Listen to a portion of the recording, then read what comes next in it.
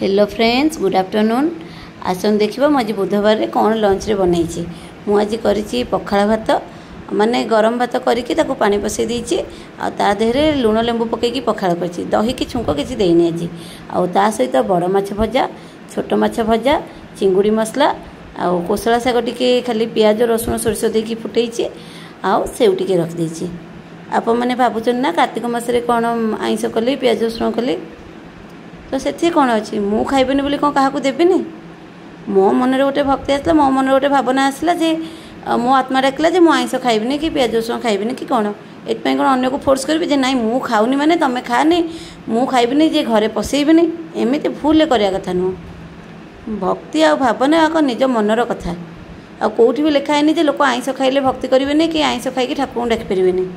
मोर गोटे आत्मा को आसला, मोर आत्मा डाकिला मु छाड़ी ये बोली कौन घर समस्त फोर्स करी ना आप मैंने भी कहीं खातुनि कि तुम मैंने कहीं खाओनी तो सेमती केबे भी करिया कथा नुह। बहुत जन अच्छा ना निजे दीक्षा ने तो अन्य को फोर्स करेंगे तुम मैंने आइंस खानी तुम मैंने दीक्षा नियोनी घर भितर आइंस पशानी तो यहाँ कम्प्लीटली भूल कथा मैंने पूरा पूरी भूल भावना यहाँ मनर आमे करवानी तो ये अन्य कहीं फोर्स करवा।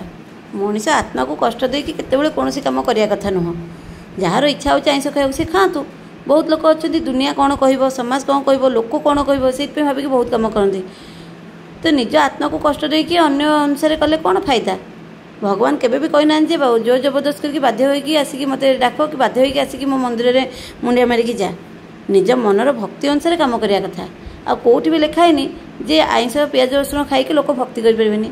यार बिना पियाज रसुण खाई साधारे खाई रोकवा यार अन्य मान खराब चिंता करुवा खराब कम करुवा अन्य से कौन मूल्य किंतु आइंस खाई भल कम कले भी से बहुत मूल्य।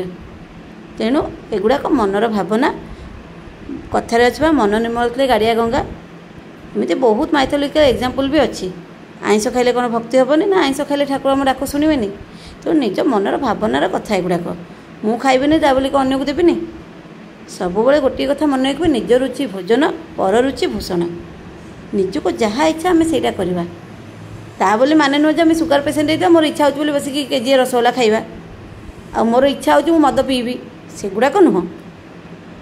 किंतु आत्मा को भी कष्ट दबानी मु तो जानवर जो जबरदस्ती केतबेले भक्ति आसेनी। भक्ति मन भितर बाहर दरकार। आउ आइंस खाई पियाज रसुण खाई जे भक्ति आसबनी सेटा भी पूरा भूल कथा। डॉक्टर जो को मना करुड़ा को मना मानवा किंतु अन्य मानक कथार पड़ी केतेबेले कौन काम करवानी। सी 10टा उपास करुँच मु भी 10टा उपास करी निज देहर जीवन तापर आम ही हैरान होकर हस्पिटाल पड़ा तो से फायदा कौन। तो कर्म अनुसार फल भल कर्म करवा भल फल पाइबा ठाकुर भी आमको डाक शुणवे। तो कर्म कर चल खराब कम करवा।